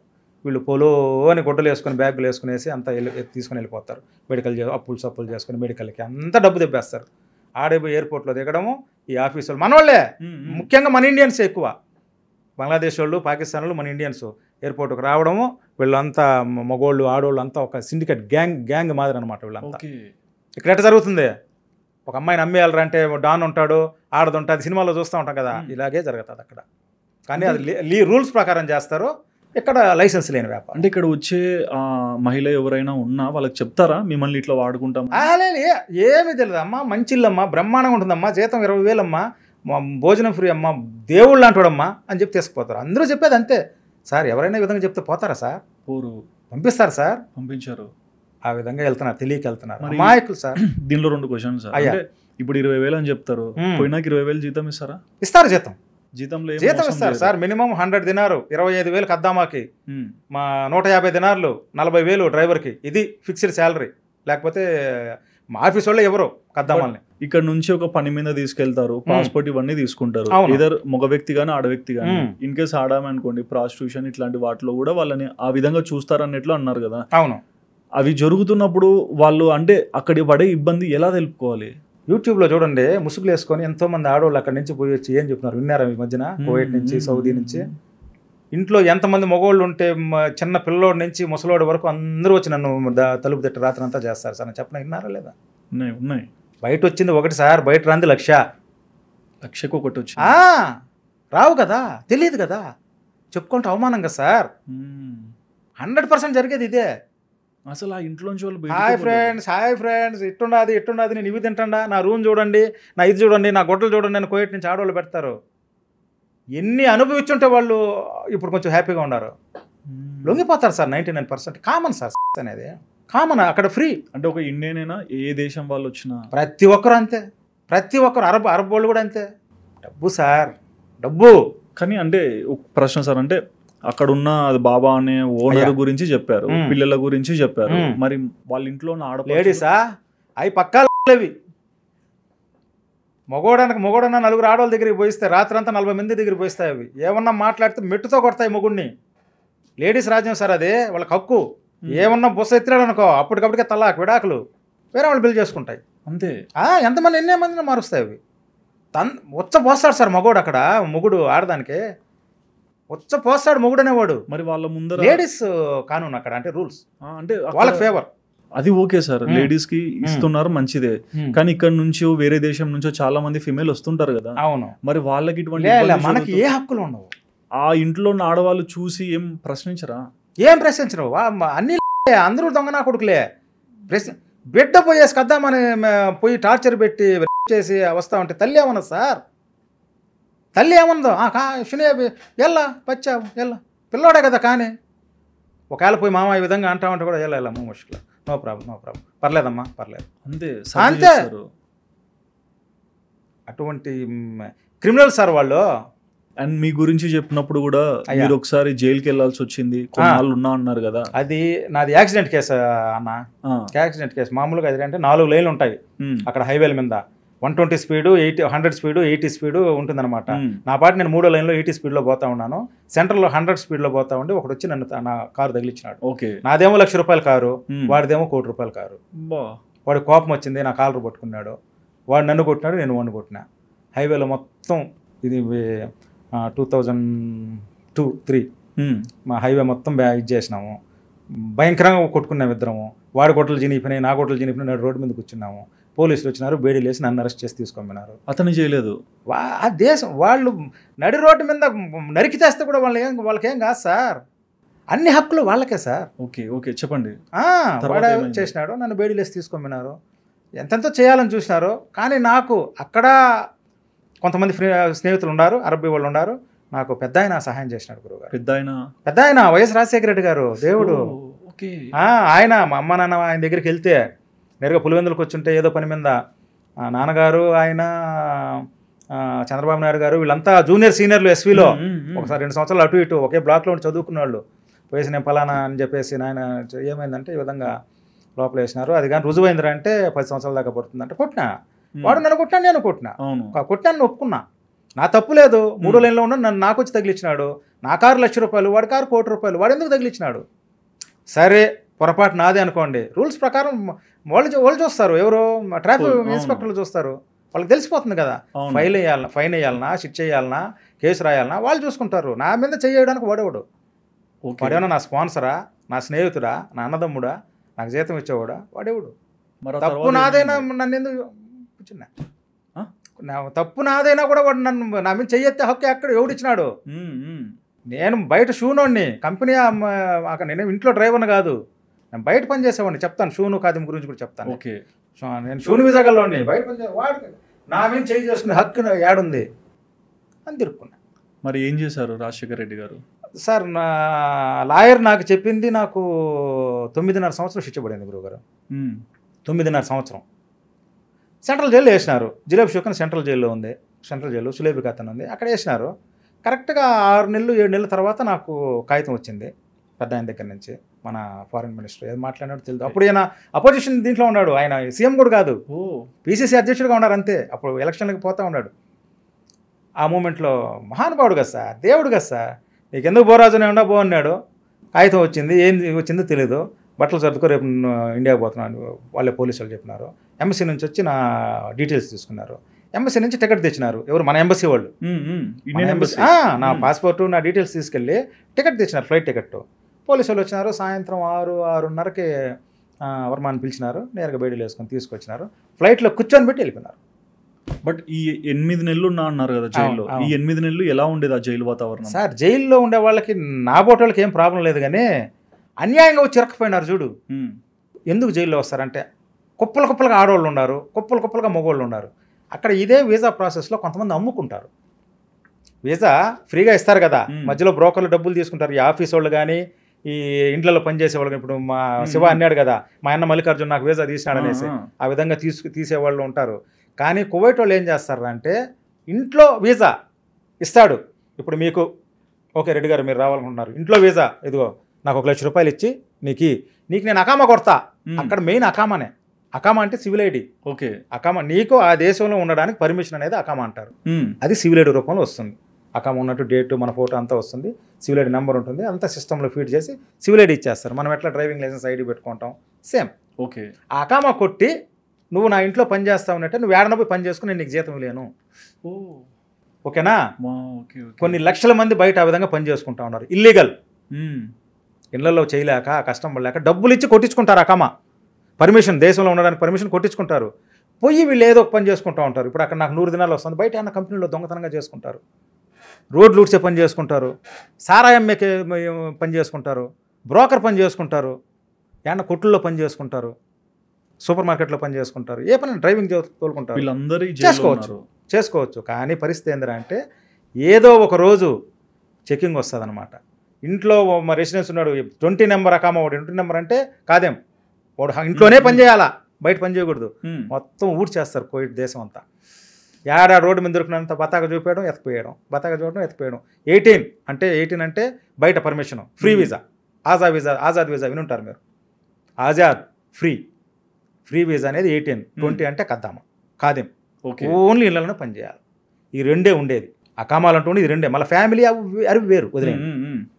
డొమెస్టిక్గా మా లేబర్కి ఈ రెండే ఉండేది, నెంబర్ 18, నెంబర్ 20. 20 అంటే నువ్వు ఇంట్లో ఉండాలా, ఇంట్లోనే పని చేయాలా. 18 అంటే నువ్వు కంపెనీలో పని చేసుకోవచ్చు. మరి జైల్లో చాలా మందితో మాట్లాడుతుంటారు, వాళ్ళకి ఏమీ తెలియదు, డబ్బులు ఇచ్చినారు, కొట్టించుకున్నారు, ఎందుకు పట్టుకొని పోతున్నారో కూడా తెలియదు. కుప్పలు ఎత్తిపేసేస్తారు బస్సుల్లో, రోడ్డు మీద, కార్లు, బజార్లో ఏడబొట్ట బతక చూసేది ఎత్తిపేసేసేది.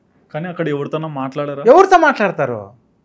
మీరు మామూలు ఏంటి, మీరు ఏంటి, ఏం జరిగింది, మొత్తం అంతా ఫ్రాడే. ఎవడు తప్పు చేసి జైలుకి రాలా, నేను తప్ప, నేనే వెదవా.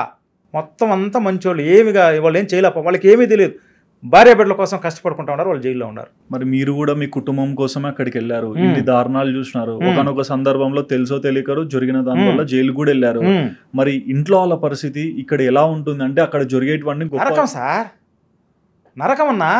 అక్కడ ఏదన్నా మాకేదన్నా ఆడ నుంచి మేము ఒక 4 రోజులు ఫోన్ చేయకపోతేనే, ఇప్పుడన్నా మొబైల్ వీడియో కాల్ వచ్చేస్తున్నాయి. 90sలో ఏమీ లేవు, ఫోన్ తప్ప, లెటర్ తప్ప. నేను పోయినప్పుడు లెటర్ రాస్తే 10 రోజులకి వచ్చేది లెటరు. మళ్ళీ మా నాయన రాస్తే మరి ఇంకొక 10 రోజులకి వచ్చేది. ఒక నెల రోజులకి లెటరు చదువుకునే వాళ్ళం. బాగుండవు నాయనా, ఏం తిన్నావు నాయనా, ఇప్పుడన్నా వచ్చేస్తున్నాయి. ఇప్పుడు కొంచెం ఈజీ అయిపోయింది.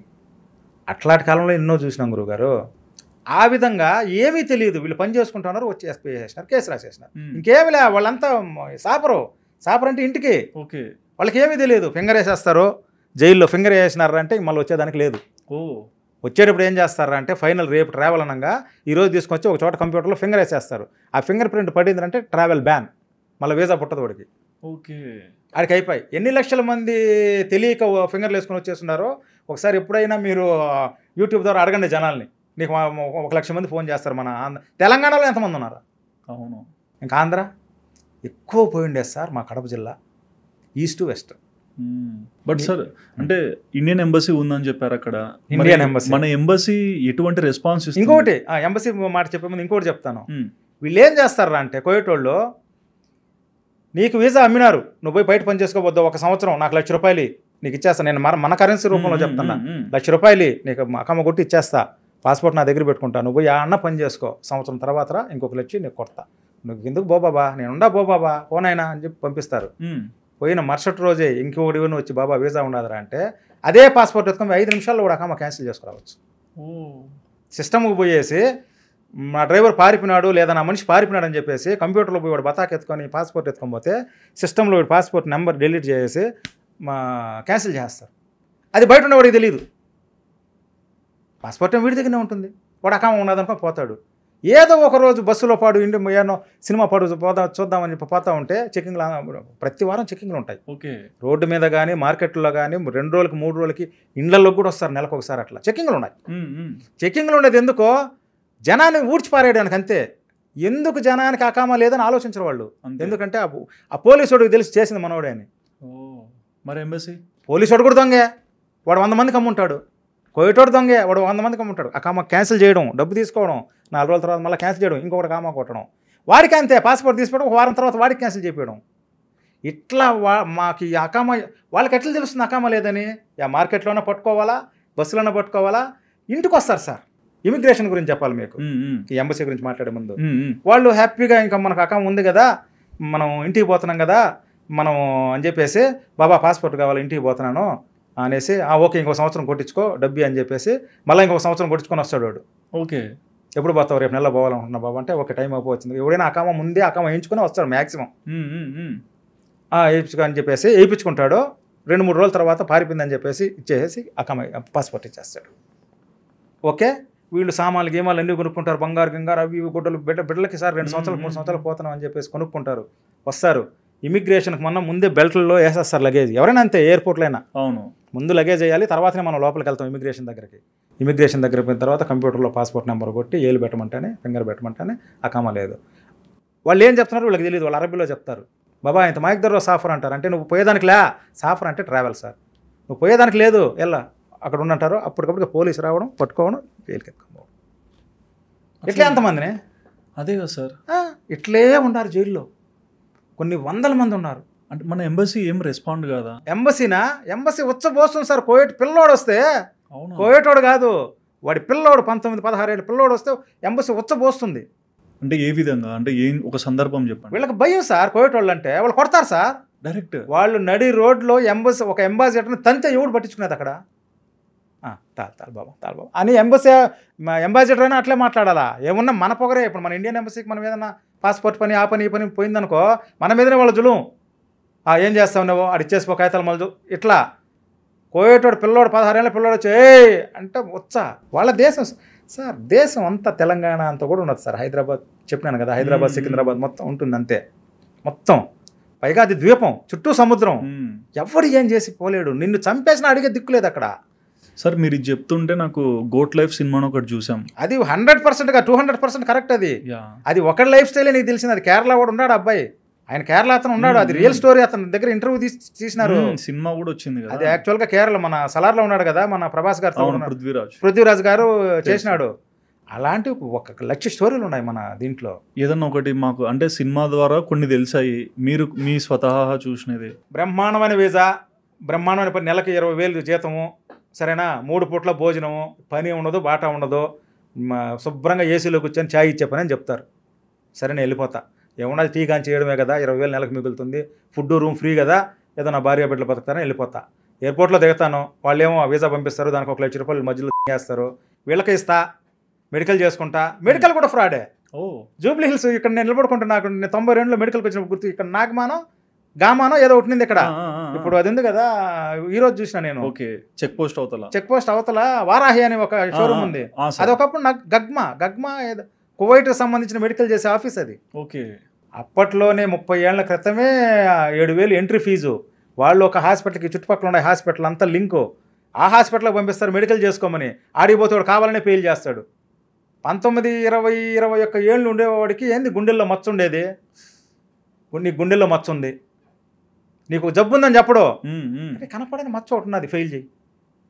ఎందుకు ఫెయిల్ చేయడం, 1,50,000 ఇప్పుడు కూడా జరుగుతుంది. హైదరాబాద్ మరీ ఫ్రాడ్. సారీ మీరు హైదరాబాద్ వాళ్ళు ఏమనుకో, హైదరాబాద్లో మెడికల్ చెకప్ 99% ఫ్రాడ్.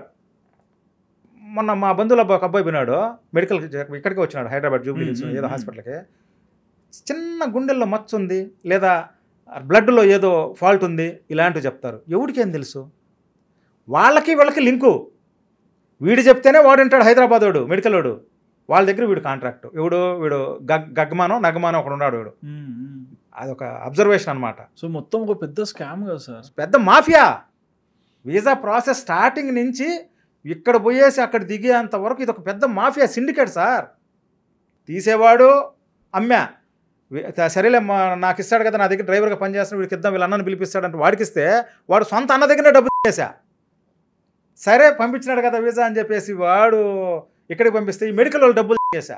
సరే అని చెప్పి ఫ్లైట్ ఎక్కిపోయినాక అక్కడ వాళ్ళు చేస్తారు. సరే గోట్ లైఫ్ గురించి అడిగినారు కదా, పోవడం, ఎయిర్పోర్ట్లో దిగడం, వస్తారు, ఇంట్లో ఛాయ్ చెప్పాను కదా అని ఏదో హాస్పిటల్ నేనే అనుకోండి, పోయినాను అనుకోండి, తాల్ బాబా మీనో అంటాడు, నేరుగా మా కాగితాలు ఇలా కారు ఎక్క అంటాడు, శుభ్రంగా పెప్సినో పడు తీయిస్తాడు, మంచిలు తీయిస్తాడు. స్లోన్ దాఖలు బేత్ కులు జేన్ అంటాడు. అంటే బాగుండారా ఇంట్లో అంతా, అమ్మ నేను అంతా బాగుండారా, ఎలా అతని బాబా జవాజ్ అంటాడు. ఆ పాస్పోర్ట్ అంటాడు. బాబా కదా, భయం కదా. అదొక డిఫరెంట్ కల్చర్ అన్నా. అరబ్బీ భాష రాదు, డిఫరెంట్ కల్చరు. ఏదో హావభావాలు మా శివ అన్నట్టు, సార్ నేను ఫ్లైట్లో చూస్తానే రంగురంగుల బావులో కనిపిస్తూ ఉంటే అదొక రంగుల లోకం అన్నా. కొత్త మనుషులు, వాడు మాట్లాడే భాష అర్థం కాదు, ఆనా కొడుకు ఇంగ్లీష్ రాదు. నేను చదువుకోకపోయినా హాయ్ హవారియు మాట్లాడగలుగుతా. వాడి దగ్గర $1,000,000 ఉన్నా కూడా వాడికి హాయ్ హవారియు రాదు. వాడికి ఎంతసేపు అదే అరబ్బీ. సరేలే ఇంటికి తీసుకొని పోతున్నాడు అని చెప్పి ఇచ్చేస్తాము. ఏరుగా 1.5 గంట ట్రావెల్ చేస్తాడు ఎడారిలో. గోట్ లైఫ్ స్టోరీ కరెక్ట్ అది. ఇదే జరిగేది బయట 99% బయట ఎవరినైనా ఆవుల కాడ మేకల కాడ గెస్ట్ హౌస్ల కాడ ఆడ ఈడ వేసేది ఒరిజినల్ స్టోరీ అది. విజాలు వస్తే జరిగేది 2 గంటల ట్రావెల్లో, లైట్లు ఉండవు, ఏముండవు. బోర్డర్ ఇరాక్ బోర్డర్, ఇటా ఇరాన్ బోర్డర్, అదే బోర్డర్ ఎండ్. నేను చెప్పినాను కదా, ఒక 2 గంటలు మీరు బోర్డర్లో ట్రావెల్ చేసి రావచ్చు మొత్తం దేశం అంతా. ఇంకా లాస్ట్ ఎండకి ఎత్తుకోబోయి ఏముండదు సార్ అక్కడ. కరెంట్ ఉండదు, నీళ్ళు ఉండదు, ఏసీ ఉండదు సార్. మినిమం 50 డిగ్రీలు జూన్ జూలైలో. మార్చి ఏప్రిల్లో 60-70 డిగ్రీలు. ఇక్కడ మనం 40 డిగ్రీలకే చచ్చిపోతాం రోడ్డు మీద నిలబడుకుంటే. 60-70 డిగ్రీలు. గవర్నమెంట్ వాళ్ళే భయపడి డ్యూటీలకు రారని చెప్పేసి రేడియోలో అబద్ధం చెప్తాడు, టీవీలో అబద్ధం చూపిస్తాడు, సెల్సియస్ 45 డిగ్రీస్ అని. ఓకే, 70-75 ఉంటుంది సార్ అక్కడ. ఎందుకుంటుంది? కింద ఏముందన్నా? ఇసుక కింద ఏముందన్నా? పెట్రోల్ బంక్ దగ్గర పోయి ఎప్పుడైనా కారు మీరు నిలబెట్టి ఒక 5 నిమిషాలు నిలబడుకుని ఎండాకాలం మంచి మార్చి ఏప్రిల్లో ఆవిరి చూసినారు. పెట్రోల్ పట్టేటప్పుడు ఆవిరికి ఎట్లా వస్తుంది మన మొహానికి? 10 అడుగుల్లో కింద బాంబు మీద కూర్చోన్నారు సమ్మె కోయిట్లో కూర్చోన్నాం సార్. 10 అడుగులు తవ్వితే మనకు ఎట్లా నీళ్లు పడతాయో, అంటే మీకు ఎగ్జాంపుల్ చెప్తాను. కొన్ని ప్లేస్లో 10 అడుగులు 10 మీటర్లు తవ్వితే ఉన్నాయి కదా నీళ్లు మనకు. మన సంపద వాటర్, వాళ్ళ సంపద పెట్రోల్.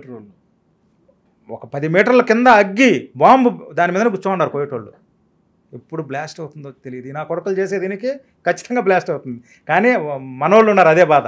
బట్ అక్కడ అంటే క్రైమ్ గురించి కొన్ని చెప్పారు కదా, సో ఒక క్రైమ్ చేస్తే శిక్షలు ఎలా ఉంటాయి అండ్ క్రైమ్ గురించి ఏం చెప్తారు? ఎన్ని రకాల క్రైమ్స్ని మీరు చూసారు? వాళ్ళు మనోళ్ళని పచ్చిగా చేసినా, మనోళ్ళని నరికేసినా ఏమి ఉండదు. వాళ్ళకి ఏమీ కాదు. మనోడు ఏమీ చేయకపోయినా మనోళ్ళకి ఉరిసిచ్చేస్తారు. ఒక ఎగ్జాంపుల్ చెప్పమంటారా? వెంకటేష్ వినుంటారు, న్యూస్లో యూట్యూబ్లో చూడండి. ఒక 2 ఇయర్స్ బ్యాక్ నేను కూడా ఎన్నో పోస్టులు పెట్టిన ఫేస్బుక్లో. అమ్మలక్కలు తిట్టిన వాళ్ళని ఆ వెంకటేష్ చచ్చిపోయినప్పుడు. వెంకటేష్ ఒక అనే అబ్బాయి ఇంట్లో పనిచేసేవాడు. వాళ్ళ భార్య ఇంట్లో పనిచేసేది. వాళ్ళ భార్య దగ్గరికి ఏమో పోయిచ్చినాడు. మామూలుగా రోజు ఇంట్లో ఉండేవాడు కదా, తర్వాత ఉన్నాడు వచ్చేసినాడు. ఆ ఇంట్లో 2 కువైటోళ్ళు చచ్చిపోయినారు. 2 కువైటీస్ చచ్చిపోయినారు. ఎందుకు చచ్చిపోయారో తెలియదు. నా కొడుకు వాళ్ళలో ఏం రాజకీయాలు ఉన్నాయో. మనోడు ఎందుకు చంపుతాడు సార్? మనోళ్ళు వాడు నీ అమ్మని అంటేనే వాడి మొహం మీద చూడాలంటే భయం సార్ మనకు. ఓకే బాబా అనాల్సిందే. ఎందుకు ఈ మాట అను బతుకుతామేమో చూద్దాం. కడప జిల్లా, చిత్తూరు జిల్లా హిస్టరీలోనే ఒక కోయిటోని కొట్టినండి నేను గొప్ప అని చెప్పట్లే. నేను తగ్గను. ఏమవుతుంది? మన కూటికి లేదా? ఆ విధంగా ఉన్నా నేను. అంటే నేనే కాదు, నా మాదిరి కొన్ని ఎంతోమంది ఉన్నారు. అయినా కంట్రోల్ చేసుకుంటారు భార్య బిడ్డల కోసం. నేను చేసుకోలేకపోయినా నాశనం చేసుకున్నా, అది వేరే విషయం. వాడు ఇంకొక ఎగ్జాంపుల్ చెప్తాను. పబ్లిక్గా నీ భార్యతో ఈ రూమ్లో పనుకొని నువ్వు చూస్తే కూడా ఏం చేయలేవు సార్. అడగండి ఎవరినైనా సరే, ఫోన్ చేసి కోయిట్లో మీ ఫ్రెండ్స్ ఎవరైనా ఉంటే అనగలుగుతారు. శివాకి ఫోన్ చేయి, మీ దగ్గరకు వచ్చినాడు, ఏదో మాట్లాడినాడు, మా తమ్ముడు, మా ఊరోడు. బట్ ఇన్ని జరుగుతున్న ఈ రోజు కూడా ఆడవాళ్ళు వెళ్తున్నారు, మగవాళ్ళు వెళ్తున్నారు. ఇవన్నీ బయటికి రావట్లేదు గవర్నమెంట్ నుంచి. బట్ మీలాంటి అనుభవాలు ఎంతో మంది ఉండింటారు, వాళ్ళందరూ చెప్తుంటారు కదా, కానీ ఇంకా ఎందుకు వెళ్తున్నారు? కొన్ని కోకొల్లలు, కొన్ని లక్షలు డబ్బు సార్. న్యూస్ బయట రాదు సార్, తెలిసే వెళ్తారని కాదు. ఇక్కడ ఏమీ తెలియదు పాపం సార్. ఎవరు ఒక ఆడబిడ్డ తప్పు చేయాలరా అంటే బిడ్డల కోసం అక్కడ ఏదో కన్విన్స్ అయిపోతుంది. కానీ ఏ ఆడతల్లి తప్పు చేయాలనుకో సార్. ఇక్కడ కానీ ఎక్కడ కానీ ఒళ్ళు కొవ్వెక్కి ఏదో మొగుడు తెలియకుండా మొగుడుకు వదిలేసి బిడ్డలను వదిలేసి పారిపోయేది లక్షలో ఒకరే సార్. ఎప్పుడో మనం న్యూస్లో నా 50 ఏళ్ల వయసులో నేను 2-3 సార్లు విన్నా బిడ్డలను వేసి తల్లి వెళ్ళి పారిపోయిందని. అంతేగాని అక్రమ సంబంధాలు ఎందుకు చేస్తారంటే అది వేరే విషయం.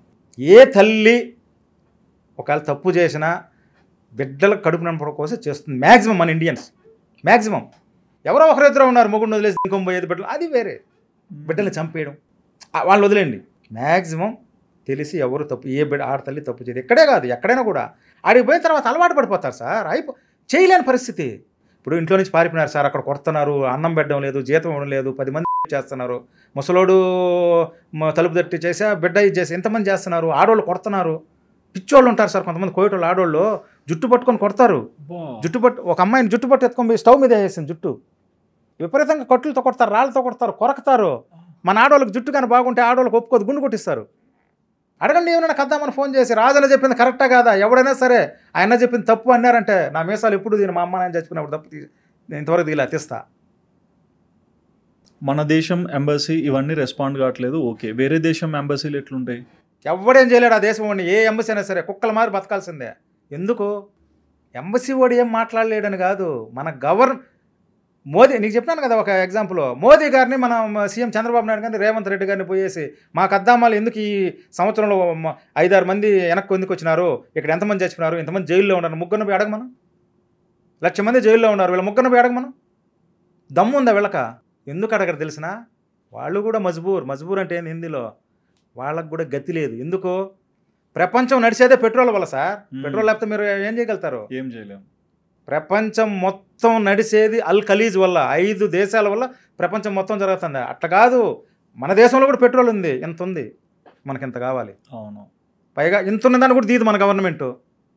వాళ్ళు ఇసుకలో లోడితే పెట్రోల్ వస్తుంది గురుగారు. వాళ్ళ మీద కుక్కల మాదిరా పోయి అగ్రిమెంట్లు చేసుకొని వస్తూ ఉన్నారు మన ప్రధానమంత్రి సీఎం గారు. ఆ దేశాలతో పోయి కువైట్ పోయినారు, ఆడి పోయినారు, దుబాయ్ పోతానే ఉన్నారు, వస్తానే ఉన్నారు విదేశాంగ మంత్రులు. ఎందుకు అగ్రిమెంట్ చేసుకుంటారు? గతిలేదు సార్. కువైట్ ఒరిజినల్ పేరు కూత్. ఇప్పుడు కువైట్ ఒకప్పుడు కూత్ అంటే అరబ్బీలో అర్థము డౌన్లో ఉండే ప్రాంతం అని అర్థం. ఓకే, వెనుకబడిన ప్రాంతం. డౌన్లో, ఓకే, కింద దిగువన ఉన్న ప్రాంతం. వెనకబడింది కాదు, మొత్తం దేశాలంతా ఎట్లుంటే అది కొంచెం డౌన్లో ఉంది భూమి, అట్లా ఉంది. అందుకు పెట్రోల్ అన్ని దేశాల్లో ఉంది. ఖలీజ్లో 5 దేశాలు, చుట్టుపక్కల 5-6 దేశాల్లో ఉంది. అరబ్ కంట్రీస్లో పెట్రోల్ ఉంది. ఇక్కడ ఉన్నంత క్వాలిటీ కువైట్లో వచ్చే ఇంత దేశం సార్ మొత్తం ప్రపంచాన్ని వెళ్తుంది. ఇక్కడున్న ప్యూర్ ఒరిజినల్ క్వాలిటీ మొత్తం గల్ఫ్ ఎక్కడెక్కడ ప్రపంచంలో ఉన్న పెట్రోల్ అంతా కువైట్కి వచ్చేస్తుంది. భూమిలోనే డౌన్లో ఉంది. కూత్, అల్ కూత్ అనేవాళ్ళు అనమాట వాళ్ళు. ఆ దిగవరికి పోయిరా, ఆ దిగవీధికి పోయిరా అంటలా మనమా, ఆ దిగవీధికి మనం అంటాం కదా, ఆ దిగవన పోరా. దిగవన్ అంటే కింద డౌన్. కూత్ అంటే దిగవన ఉండే రాష్ట్రం, దిగవన ఉండే దేశం. దానికి మొత్తం ఒరిజినల్ పెట్రోల్.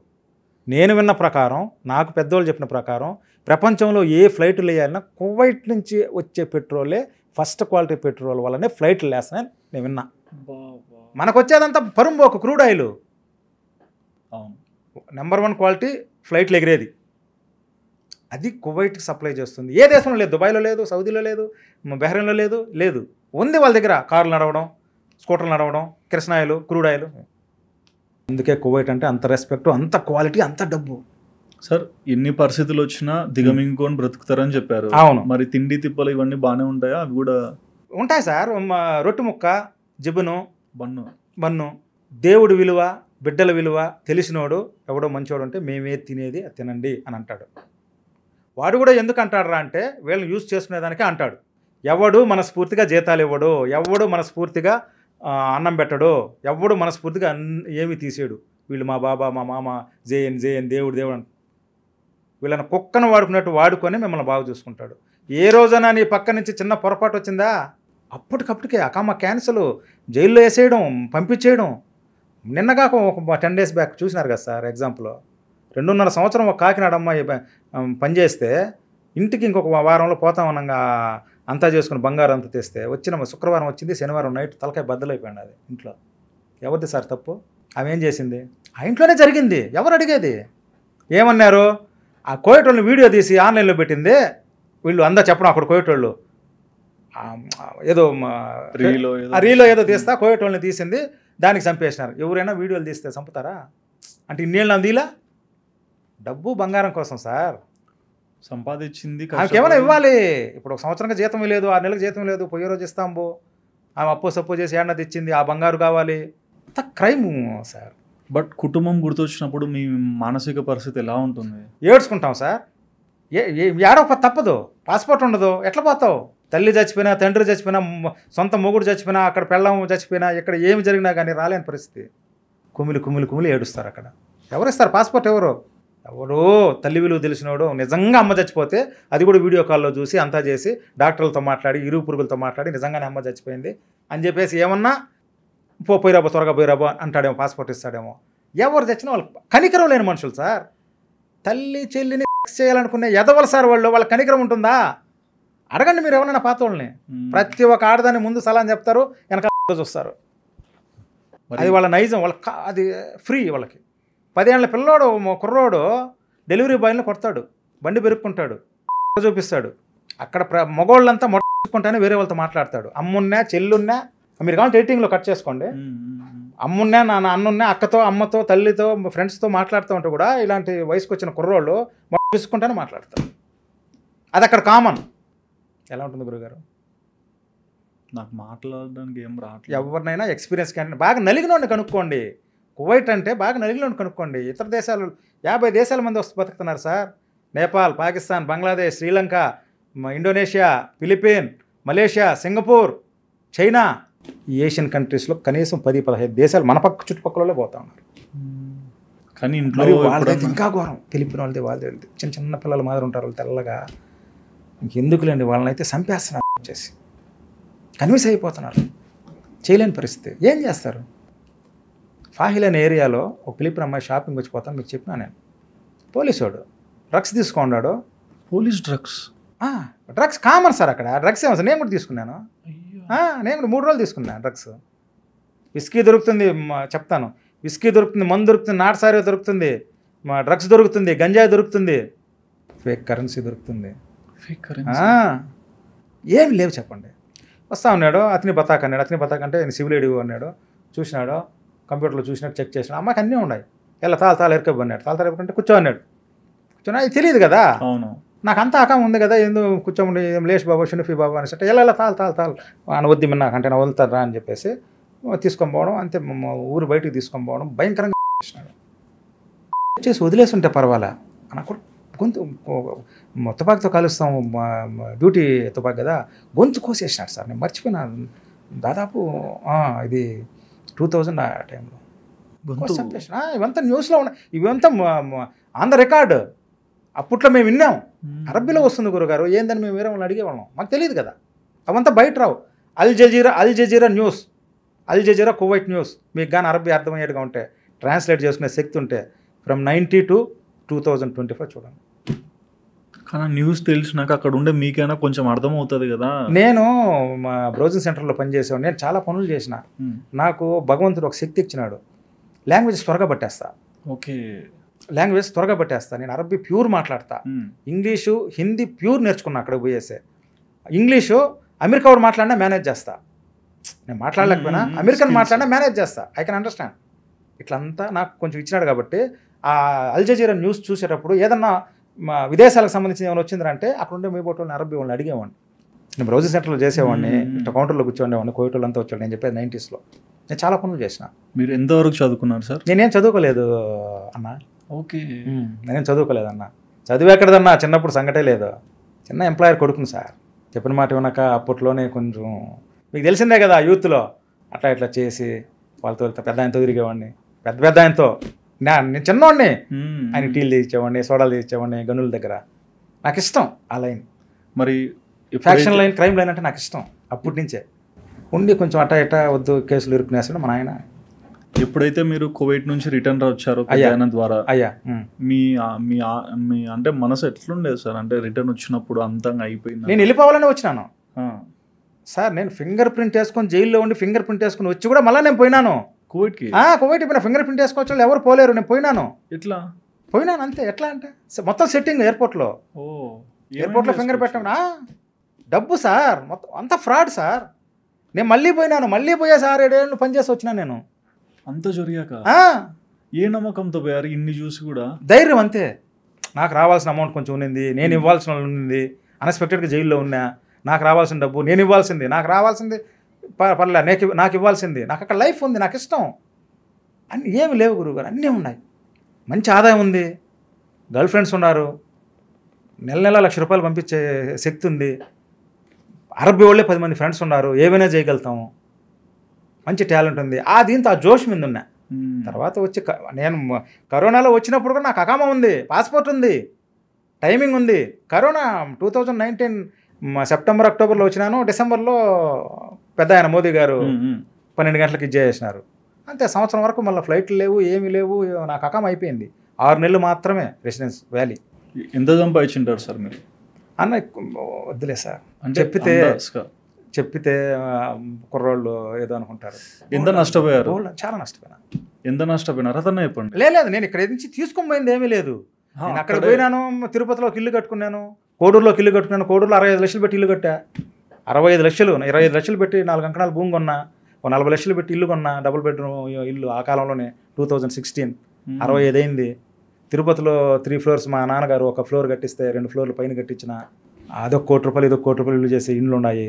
బ్యాంక్ బ్యాలెన్స్ ఏమి లేదు, అప్పు లేదు రెడ్డి గారు, ఇంకేం కావాలి నాకు. అక్కడ నుంచి ఎంత నష్టం వచ్చింది, రావాల్సింది ఎంత పోగొట్టుకున్నారు?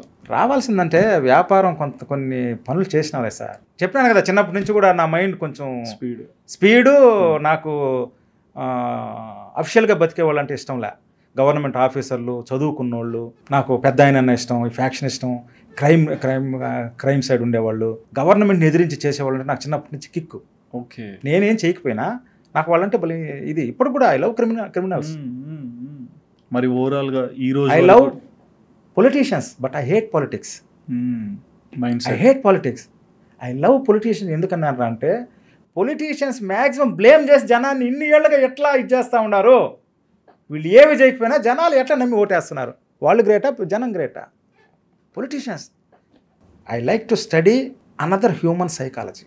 ఓకే, సో మరి ఒక క్రిమినల్, ఒక అతను ఒక బ్యాంక్ రాబరీ చేసినాడంటే వాడు ఎట్లా చేసినాడు, ఏం తమాషా, అలాంటి స్టడీ చేయడం ఇష్టం. నేనేమి చేయను, బట్ తెలుసుకోవాలని నాకు చాలా ఇష్టం, క్యూరియాసిటీ.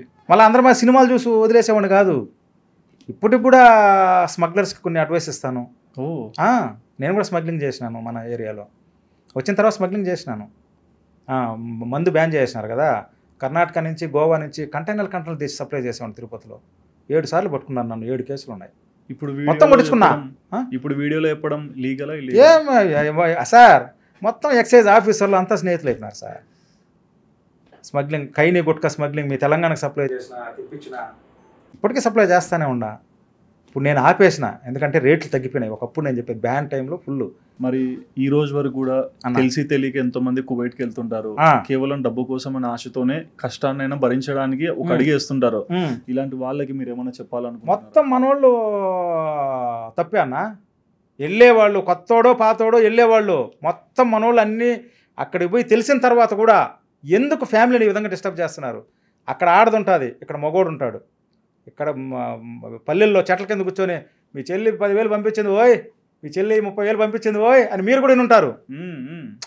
50,000 పంపించింది ఓయ్ మీ చెల్లె, ఈరోజు బండి కొనాలా, అవునా కాదా? ఆమె ఏమి చేసి పంపిస్తుంది అతనికి తెలియదు. సరే, ఆ తల్లి తప్పు చేస్తుంది, ఒప్పు చేసి పంపించింది, గుట్టుగా ఉండాలన్నా లేదా? మగోడు అక్కడ, ఆడది ఇక్కడ. మగోడు అక్కడ ఉంటే అక్కడ ఫ్యామిలీస్ మొత్తం అంతా 99% మన బయట నుంచి వచ్చిన వాళ్ళు అందరూ ఏంటంటే లివింగ్ రిలేషన్షిప్. మీరు ఒక అపార్ట్మెంట్లో పోయి 100 కుటుంబాలు ఉంటే మగోడు ఆడది. ఇక్కడ 4 పిల్లల తల్లి కూడా అక్కడ వేరే వాడితో ఉంది. పోనీ ఏదో అయిపోయింది, డబ్బు కోసం చేస్తూ ఉంది, గమ్మనే ఉంటుందా? అన్నీ ఓపెన్గా ఇంటికి తీసుకొని వస్తూ ఉంది. ఇక్కడ మొగుడిని వదిలి అక్కడ పెళ్లి చేసుకుంటున్నారు సార్. పిల్లలు భర్త ఉంటే అక్కడ ఆడవాళ్ళు. యూట్యూబ్లో ఒకటి చూసి చూడండి, మీరు కొంతమంది తాళి కట్టించుకుంటున్నారు. మాలియాకు పోండి, శుక్రవారం సెలవు రోజు, జంటలు. నేను తప్పనట్లా, ఆడదాన్ని తప్ప. ఎంతవరకు చేయాలన్నా అంతవరకు చేయాలి. నేను చెప్పినాను కదా, బిడ్డల కోసం ఏ తల్లి చేసింది అనుకో, అది ఎంత గుట్టుగా ఉండాలి. చేసేవాళ్ళు ఎంతోమంది ఉన్నారు, నేను అక్కడతో ఎంతోమంది చూసిన. వాళ్ళతో మాట్లాడింటారా? ఏం లేదు, నాకెందుకు సార్ అవసరం సార్. చెప్పినాను ఇంతకుముందు కూడా, ఏ తల్లి కావాలని చేయదు కూటి కోసం. కానీ ఎక్కడ చేయాలి, ఎక్కడ లేదు సార్. అఫేర్స్ అనేది ఎక్కడ లేవు. అమెరికా నుంచి అమలాపురం వరకు అన్ని చోట్ల ఉన్నాయి. కానీ ఎట్లా ఉండాలి అట్లా ఉన్నాయి. కువైట్ అంత వెచ్చలితనం లేదు సార్. ఇప్పుడు నాతో కూడా గర్ల్ ఫ్రెండ్స్ ఉన్నారు సార్. నా భార్య పిల్లలు ఇక్కడ ఉన్నాక కూడా అక్కడ ఉన్నారు. ఎంత గుట్టుగా ఉన్నారో అంత గుట్టుగా ఉన్నాం. భార్యకి తెలియకుండా, భర్తకి తెలియకుండా, అక్కడ అవసరం కోసం. బట్ ఈరోజు తెలుస్తాయి కదా అన్నీ.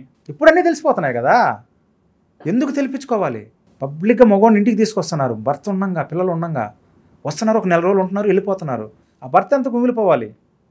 ఇక్కడ భార్య ఉంటుంది, అక్కడ ఇంకొక దాన్ని పెట్టుకొని వాడు ఫ్యామిలీస్తో ఉన్నారు. 99%, 100% కాదు. ఎవడో ఒక్కడే కామ్గా వాడు గతి లేక ఉన్నాడు అంతే. ఏదో కంపెనీ రూమ్లో అక్కడ. బయట ఉండేవాళ్ళంతా ఇంతే ఫ్యామిలీస్, అంతా లివింగ్ రిలేషన్షిప్. బట్ మగవాడు అక్కడ ఉన్నాడు, ఎంత గుట్టుగా ఉండాలి. ఏదో 2 ఏళ్ళకి ఒకసారి వస్తారు, 2 ఏళ్ళకి ఒకసారి వస్తారు. ఎలా ఉండాలి? కానీ నిజంగా అంటే మీరు మాట్లాడాక కువైట్ గురించి చాలా విషయాలు అయితే మాకు అర్థమయ్యాయి. నేను చెప్పింది మీకు 100లో 5%. 95% నేను మీకు చెప్పలేదు. చెప్పితే గవర్నమెంట్లో అందరూ బాధపడతారు. 5 నేను చెప్పేది ఓన్లీ 5%. 30 ఏళ్ళ ఎక్స్పీరియన్స్ ఉండేవాడిని పిలిపించి ఇంకొకరితో మాట్లాడండి, నాకన్నా ఇంకా బాగా చెప్తాడు. చూద్దాం. ఇంటర్వ్యూ రిలీజ్ అయ్యాక నాకు ముందు నేను 90sలో పోయినప్పుడు అప్పటికే 40-50 ఏళ్ళు ఎక్స్పీరియన్స్ ఉన్నవాళ్ళు ఉన్నారు. మాలియాలో వాసన్న, బాబన్న, కాదర్ భాష అన్న అంతా మన రాజంపేట కోడూరోళ్ళే వ్యాపారాలు చేస్తారు. అక్కడ లైసెన్సులు తీసుకొని అక్కడ వ్యాపారాలు చేసేవాళ్ళు ఉన్నారు. వాళ్ళని అడగండి కువైట్ అంటే ఏం తెలుస్తుంది. యూసుఫ్ కార్గో ఫేమస్ ముస్లిం అతను. ఎంతో కష్టపడి వచ్చినారు సార్ వీళ్ళంతా. ఎంతమంది ఆటలు వీళ్ళంతా చూస్తూ ఉంటారు. ఇంకొకటి అక్కడ బిజినెస్ కూడా మనం లైసెన్స్ తీసుకున్న కోయటోడి దగ్గర తీసుకుని ఇటువంటి ఆఫీస్ ఓపెన్ చేసినాం అనుకోండి, వాడి పేరు మీదనే ఉంటుంది. మనం అగ్రిమెంట్ రాయించుకున్నా కూడా వాడు ఏ రోజున జుట్టు పట్టుకుని బయట తోసేయచ్చు. అన్ని హక్కులు వాడికే. ఆ విధంగా లాస్ అయిపోయిన వాళ్ళు ఉన్నారు. బట్ నిజంగా అంటే వింటాం కానీ ఇంత అంటే అది కూడా 5%లో ఇంత అయ్యో 5% అని చెప్తాను. ఇంకా చాలా ఘోరాలు ఉన్నాయి అన్న. చూద్దాం. ఈ ఇంటర్వ్యూ నిజంగా మీరు మాట్లాడిన ప్రతి మాట కూడా ఎంతో మందికి వినపడింది. ఇది అయ్యా రాజుగారు చెప్పింది తప్పు, ఇంత పర్సెంట్ తప్పు ఉంటే చెప్పినాను కదా మీసాలు తీసుకుంటా అంటే అంత కాన్ఫిడెన్స్ నాకు. నా కళ్ళ నేను వినింది కాదు, నేను చెప్పింది చూసింది, నా కళ్ళతో చూసింది.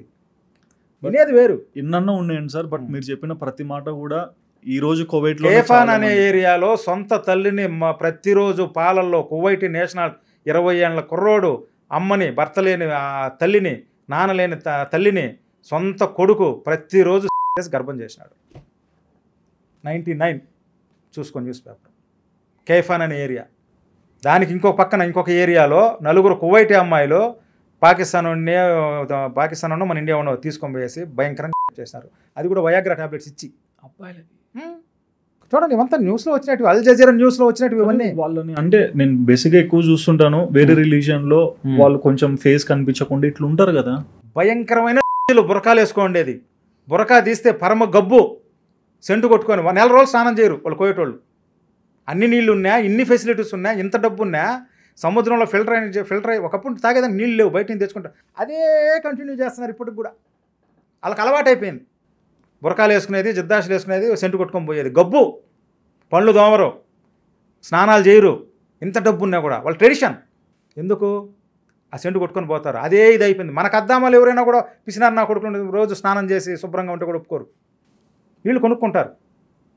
నీళ్ళ బిల్లు కూడా ఉంది అక్కడ. సముద్రంలో గవర్నమెంట్ ఫిల్టర్ చేసి సప్లై చేస్తుంది. పవర్ బిల్ ఎట్నో వాటర్ బిల్ కూడా అంతే. మనమే కడుతున్నాం. ఇన్ని నీళ్ళు ఉన్నా కూడా నీళ్ళ బిల్లు మనమే కడుతున్నాం. లేదు గురువు గారు అంటే పన్ను కడుతున్నారు కదా, మరి వాళ్ళు ఎందుకు తీసుకోరు?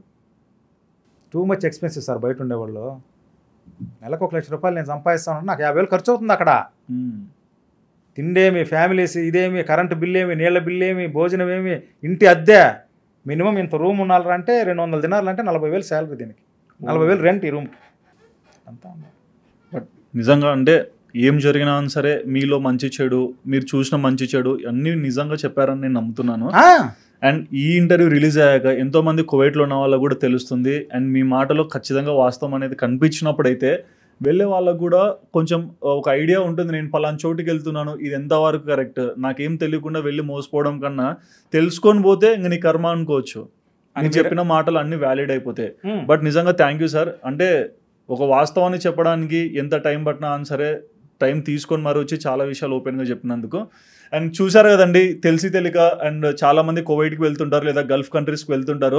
బట్ ఏ కంట్రీలో ఎలాంటి పరిస్థితులు ఉన్నాయి, వాళ్ళ రూల్స్ ఏంటి, రెగ్యులేషన్స్ ఏంటి, ఇవన్నీ కొంచెం క్లారిటీగా తెలుసుకొని వెళ్తే మీ కుటుంబంలో వెళ్ళిన వాళ్ళ గురించి కూడా మీకు ఒక అభిప్రాయం అనేది ఉంటుంది. వెళ్ళాక జీవితం గందరగోళం అయితే ఉన్నది పోతుంది, లేనిది కూడా మనకి అర్థం కాని పరిస్థితులు పడిపోతాము. మరి ఈ ఇంటర్వ్యూలో ఈ పెద్ద చెప్పిన మాటలు విన్నాక మీకు ఏమనిపించింది? అండ్ నిజంగా మీరు ఎవరైనా కువైట్ నుంచి వీడియో చూస్తున్న మన వాళ్ళు ఉన్న వేరే వాళ్ళ అర్థమైనా సరే తప్పకుండా ఆయన చెప్పిన మాటలలో మీకు ఎటువంటి వాస్తవాలు కనిపించాయో కమెంట్ చేయండి. అండ్ ఇంకా తెలియనివి ఏమైనా ఉన్నా సరే కమెంట్ చేయండి. And please do subscribe our channel Sudheer talks for more updates.